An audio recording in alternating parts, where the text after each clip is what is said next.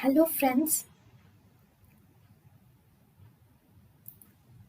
Welcome to Creative Medicine. In this lecture, we will learn about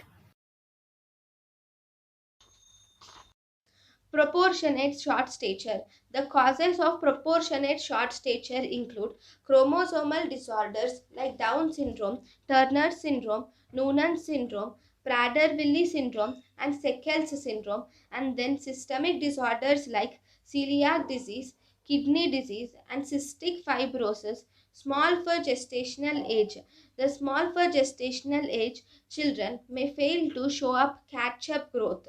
So, small for gestational age children fail to show catch up growth, and endocrine disorders are also associated with proportionate short stature, like growth hormone deficiency and hypothyroidism. So, in proportionate short stature, we have chromosomal disorders like Down syndrome, Turner syndrome, Noonan syndrome, Prader-Willi syndrome, and Seckel syndrome, or systemic disorders like celiac disease, kidney disease, and cystic fibrosis, or small for gestational age where the children fail to show catch up growth, or endocrine disorders like growth hormone deficiency and hypothyroidism.